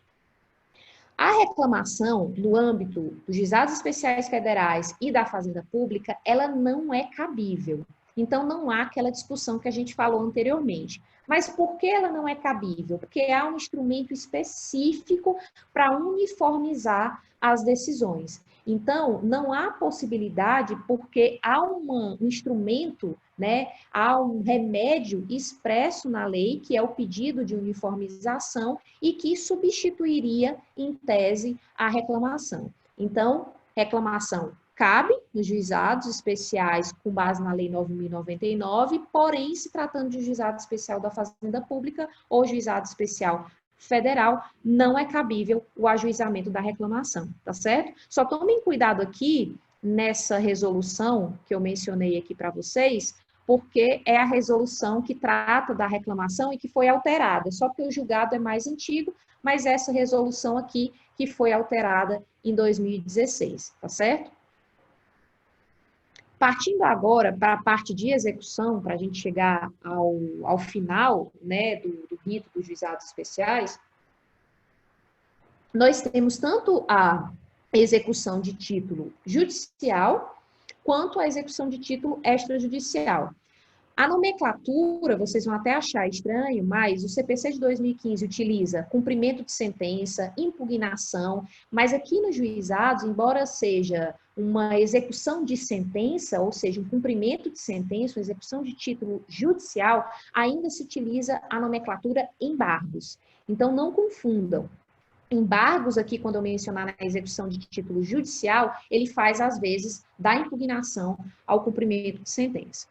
Então, no âmbito da execução, a competência dos juizados especiais, ela se restringe aos seus julgados, em se tratando de cumprimento de sentença, ou aos títulos executivos extrajudiciais de até 40 salários mínimos, observadas regras relacionadas à legitimidade. Há algumas regras, existem algumas regras especiais que eu trouxe aqui para vocês, para que não confundam com o cumprimento de sentença no rito lá do CPC de 2015, tá? Nos juizados especiais, como eu falei, o pedido pode ser genérico, mas a sentença não pode. E a sentença também não pode, por exemplo, fixar uma obrigação que dependa de liquidação. Então, nós não temos a fase de liquidação aqui nos juizados especiais. É por isso que necessariamente a sentença tem que ser líquida. A intimação dessa sentença, ela vai ser feita sempre que possível na própria audiência, com a certificação de que, transcorrido aquele prazo para recurso, não havendo recurso, poderá se dar início ao cumprimento de sentença, e isso pode ser feito, inclusive, de forma verbal. Se, por exemplo, a parte apresenta, ao invés de apresentar um requerimento, ela comparece à secretaria do juízo e diz, olha, passou o prazo para recorrer, a sentença precisa ser executada, eu venho aqui requerer o cumprimento. Isso pode ser feito de forma verbal, mas é claro que é mais comum que seja feito por escrito. Mas se isso aparecer em provas, não se assustem que é possível o requerimento de execução da sentença de forma verbal. Nessa sentença proferida muitas vezes em audiência, o juiz já pode, ao final, fixar uma multa caso não haja o cumprimento da obrigação no prazo assinalado. Então, por exemplo, se trata de uma obrigação de fazer ou de não fazer, que foi fixada na sentença, e o juiz aplica as trentes, transcorrido o prazo para a interposição do recurso, havendo trânsito em julgado, ele pode já executar, determinar a execução dessa multa, porque transcorreu o prazo para pagamento e não houve, ou melhor, transcorreu o prazo para cumprimento da obrigação e não houve o adimplemento dessa obrigação. Então, se não for cumprida essa obrigação, o credor vai requerer, pode requerer, inclusive, a elevação dessa multa e, juntamente com o valor da sentença, ele também pode requerer a execução das astrentes. É muito importante esse enunciado do FONAGE, embora na prática alguns juízes não apliquem, ele entende que, inclusive, essa multa, essas astrentes, elas podem ser fixadas ou superar 40 salários mínimos, que seria o teto dos juizados especiais, porque ela visa estimular, ou melhor, desestimular, né, o inadimplemento da decisão judicial, ou seja, estimular que essa decisão seja cumprida. Então, há precedentes, inclusive, do STJ, que não limitam as trentes ao valor da obrigação, e isso se reflete nesse enunciado 144 do FONAGE. Além desses aspectos que diferenciam um pouco e são mais, são alguns pormenores da Lei 9.099, nós temos que pensar que, tal como no CPC de 2015, o requerido, o executado, ele pode agir de várias formas. Primeiro, ao ser intimado daquela decisão, ele pode cumprir voluntariamente a obrigação, então, nessa hipótese, ele não vai ter nenhum ônus além de cumprir aquela sentença. Ele pode não cumprir a obrigação e apresentar embargos, que seria a impugnação lá no CPC de 2015, tá certo? Mas, diferentemente do CPC de 2015, aqui, na Lei 9.099, e segundo o entendimento do FONAGE, é necessária a garantia do juízo para a apresentação de embargos à execução. Lá no CPC de 2015, a impugnação ao cumprimento de sentença, ela não exige caução, ela não exige a garantia do juízo. Na verdade, ela só exige a garantia do juízo para dar o efeito suspensivo à impugnação. Agora, se eu simplesmente quero impugnar, eu quero apresentar uma manifestação nessa fase executiva, eu teria que, nos juizados, apresentar essa garantia, essa segurança do juízo para poder embargar. Já vi vários juízes não acolhendo, né, não respeitando esse enunciado 117 do FONAGE, justamente porque se esses embargos eles substituem, digamos assim, né, a grosso modo, a impugnação ao cumprimento de sentença, não há razão para você mudar essa sistemática. Se a impugnação não exige a garantia do juízo, né, a não ser que seja para conferir efeito suspensivo e suspender os atos executórios, com mais razão também não deveria se exigir nos juizados especiais. Mas guarde esse enunciado do FONAGE, porque embora ele tenha sido aprovado em encontros antes do CPC de 2015, não houve alteração depois, apesar de terem tido encontros, né, posteriormente à entrada em vigor do CPC de 2015, tá certo?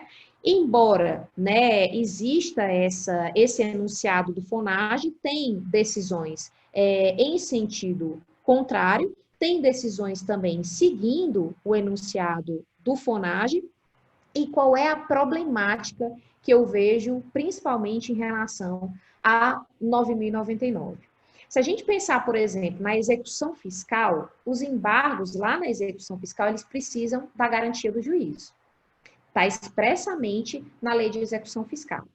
Porém, o STJ já relativizou, considerando que o exercício do direito de ação, que engloba também a possibilidade de você se defender, ele deve permitir, em casos excepcionais, que a parte não garanta o juízo para embargar no caso de execução fiscal. Então, não me parece razoável impedir que essa mesma sistemática seja adotada no âmbito dos juizados especiais. Então, eu trouxe duas decisões aqui para vocês, acolhendo o enunciado do FONAGE, tanto do TJ de Minas quanto do TJ do Amapá. Então, depois vocês vão olhar esse material com calma, bem recentes, uma de maio de 2019 e outra de fevereiro de 2020, mostrando que seguem, né, esse enunciado, porém, como eu falei, tem decisões em sentido contrário.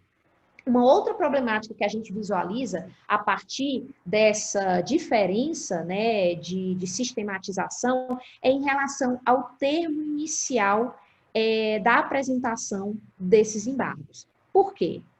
Lá na impugnação ao cumprimento de sentença, eu tenho 15 dias para pagar e tenho mais 15 dias para impugnar.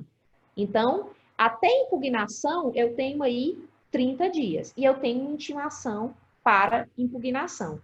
Na Lei 9.099, segundo o FONAGE, isso não existe. Na execução de título extrajudicial, o prazo para oferecimento dos embargos à execução será de 15 dias e fluirá da intimação da penhora, ou então da data da garantia do juízo. E aí, e se eu não garanto o juízo? E o juiz entende, né, o juiz do juizado entende que não há necessidade de garantia do juízo. Qual é o termo inicial dos embargos relacionado à execução de título judicial? E aí a gente tem decisões de todos os jeitos que vocês imaginam. Tem juízes que entendem que é a partir da intimação para iniciar o cumprimento de sentença e efetuar o pagamento. Tem juízes que entendem que necessariamente tem que garantir, a partir da garantia ou da efetiva penhora, e outros juízes entendem que não, que há necessidade de intimação específica para embargar. Então, é muito complexo, de fato, como a gente conversou aqui no intervalo, advogar no âmbito dos juizados especiais, tá certo? Então, o FONAGE tem esses dois enunciados, ou a partir do depósito espontâneo, quando você, né, quer opor embargos, valendo esse termo inicial, né, e aí fica até dispensado lavrar um termo de penhora, ou então da penhora realizada pelo juízo para garantia daquela execução. O objeto dos embargos, né, no âmbito da Lei 9.099, eles são mais restritos do que a impugnação ao cumprimento de sentença. O artigo 52, inciso 9, ele diz que o devedor poderá oferecer embargos na execução sobre falta ou nulidade de citação, se o processo correu à revelia, excesso na execução, erro de cálculo, causa impeditiva, modificativa ou extintiva da obrigação, desde que superveniente à sentença. Entende-se que esse rol, ele é taxativo, então eu não posso adotar qualquer outra fundamentação nos meus embargos, tá certo? Isso está também no FONAGE, considerando que não se aplica, e esse dispositivo 475L que vocês estão vendo aí corresponde ao 525, parágrafo 1º do CPC, não se aplicam as hipóteses de impugnação de cumprimento de sentença à hipótese de cumprimento de sentença, de execução de título judicial na Lei 9.099. É claro que as outras questões relacionadas à execução, eu estou falando da execução aqui, entendam cumprimento de sentença, elas se aplicam, tá? Inclusive no que tange à questão da penhora. Se porventura vocês, defensores públicos, verificarem que o assistido de vocês teve um bem impenhorável, né, que foi objeto de penhora, pode haver sim um questionamento específico sobre a impenhorabilidade, independentemente da apresentação desses embargos, tá certo? Essa ordem de bens suscetíveis de penhora prevista no 235 do CPC, ela tem caráter preferencial. Alguns juízes entendem que é obrigatório começar pela penhora em dinheiro, mas muitas vezes o próprio exequente já indica um bem que, segundo ele, né, e isso precisa também verificar a fundamentação, que traz menor onerosidade para a parte contrária, para o executado. Então, eu não vejo problema em considerar essa ordem como preferencial. Essa constrição de dinheiro, que pode se dar, por exemplo, através do Bacenjude, ela pode ser feita, segundo o enunciado 147 do FONAGE, inclusive de ofício. O juiz, ao receber a informação de que não houve adimplemento da sentença voluntariamente e que, é claro, ele tem uma noção do valor a ser executado, porque muitas vezes, né, basta apresentar meros cálculos aritméticos, ele já pode dar início aos atos de penhora e, se eventualmente penhorar uma quantia que equivale a salário, né, nessa hipótese, o advogado da parte executada tem que se valer de uma manifestação específica para afastar essa penhora no caso concreto, tá certo? Na execução de título extrajudicial, e agora a gente está falando, por exemplo, de um contrato assinado pelo devedor e por duas testemunhas, ou um contrato que foi ratificado pela Defensoria Pública, que foi referendado pela Defensoria Pública, nessa hipótese também se chama a defesa de embargos, tá? Então, não confundam os embargos que se assemelha ao cumprimento, à impugnação ao cumprimento de sentença, com os embargos na execução de título extrajudicial. Como eu mencionei para vocês no início, a execução de título extrajudicial pode ser feita de contratos, nesse exemplo, de até 40 salários mínimos, que seria o teto dos juizados. E essa execução de até 40 salários mínimos, ela deve observar o rito do Código de Processo Civil, com as alterações que estão na Lei 9.099. E quais são essas alterações? A primeira delas é que, quando for efetuada a penhora, o devedor ele tem que ser intimado para comparecer à audiência. A gente não tem audiência na execução de título judicial. Por quê? Já houve toda uma fase de conhecimento, com a possibilidade de conciliação, seja na audiência de conciliação ou reforço à tentativa de conciliação pelo próprio juiz na audiência de instrução, então não há razão de se marcar uma nova audiência para essa tentativa, na execução de título judicial. Na execução de título extrajudicial ocorre o contrário. Como aquele litígio se inaugurou naquele momento, né, e se teve conhecimento daquele processo naquele momento, não teve uma fase anterior, nessa hipótese, essa audiência deve ser designada. O FONAGE entende que, se não ocorrer a penhora, ainda assim a audiência tem que ser realizada. Então, se, por exemplo, eu apresento um pedido de execução de título extrajudicial com base num contrato, a intimação do devedor, do executado, para pagar em 15 dias sobre pena de penhora, já que a gente segue o procedimento previsto no CPC de 2015, não há o pagamento, o que é que vai acontecer? O juiz já pode iniciar os atos de penhora. Tentou Bacenjude, tentou Renajude, tentou informações, por exemplo, em cartórios de registro de imóveis, não encontrou, ele pode marcar audiência mesmo que não tenha ocorrido a penhora. É isso que diz o enunciado 145 do FONAGE. Então, não há impedimento para a realização de conciliação se não tiver ocorrido a penhora.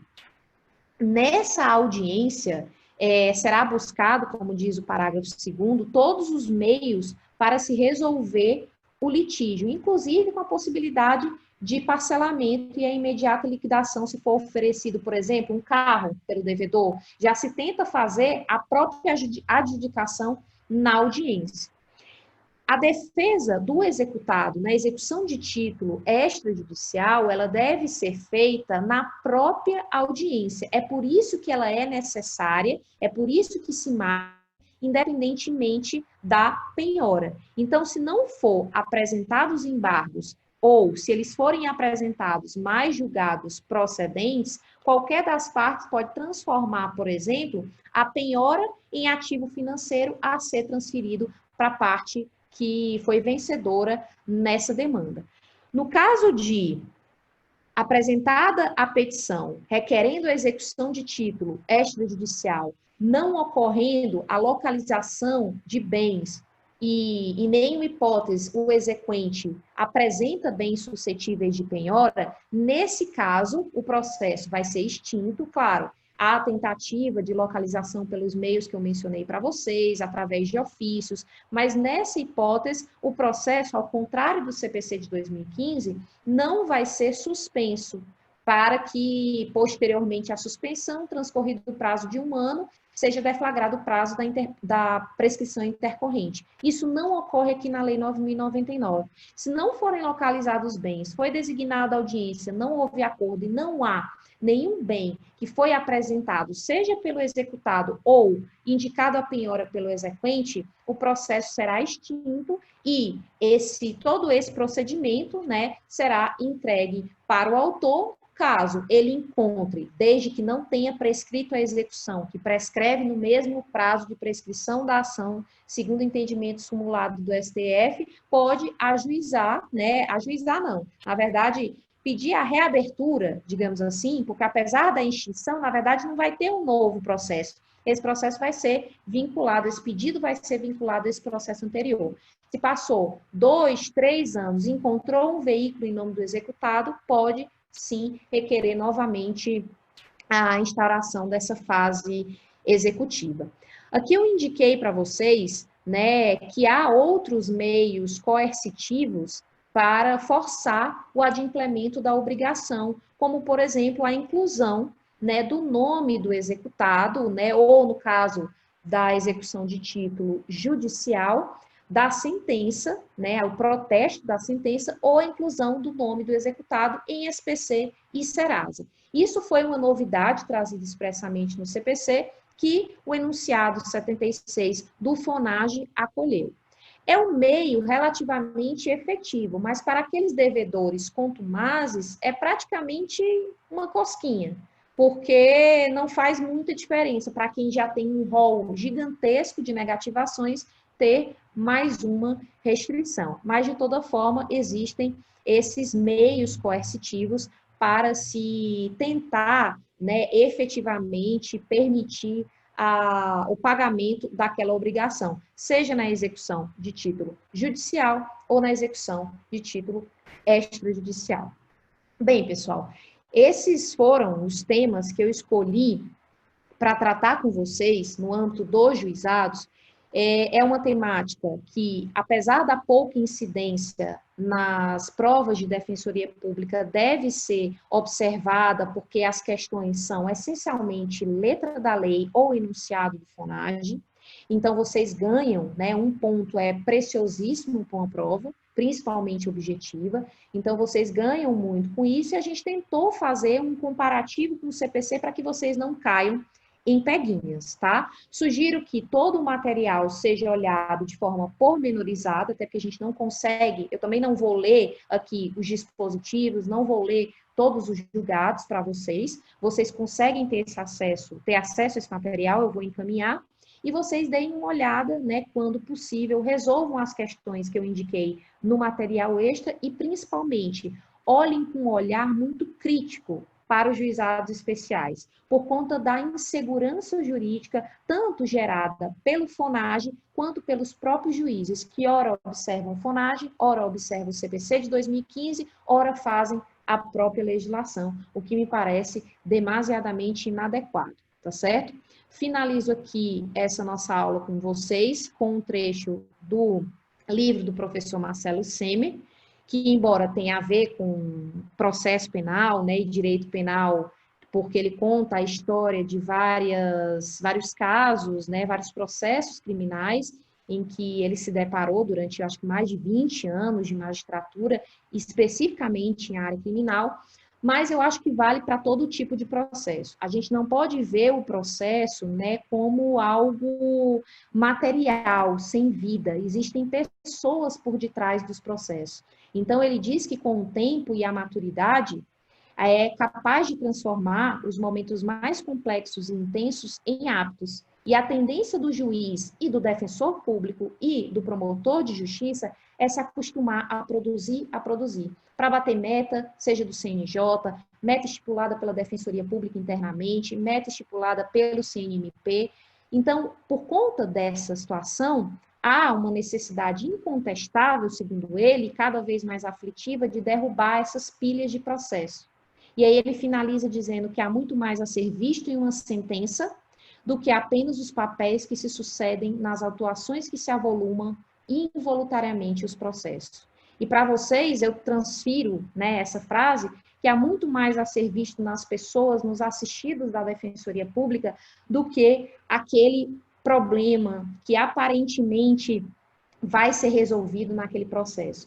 Vocês vão ter contato com situações em que o assistido da Defensoria Pública tem uma história e tem um vínculo, muitas vezes, até com a parte contrária, que não é o processo que vai resolver. E, é claro, não são vocês que vão resolver, vocês não são psicólogos, né? Vocês não são assistentes sociais, mas vocês são defensores públicos e serão defensores públicos, se Deus quiser, e vão poder dar vazão a esse sentimento, a essa efetividade, tornando mais, dando maior credibilidade ao processo, porque hoje não se acredita, infelizmente, na justiça, mas a Defensoria Pública ainda é, felizmente, o órgão, segundo uma última pesquisa, né, que foi feita, a instituição com maior credibilidade e confiança. Então, façam valer essa confiança e não deixem de olhar para as pessoas que estão por detrás de todas essas ações que vocês vão ajuizar.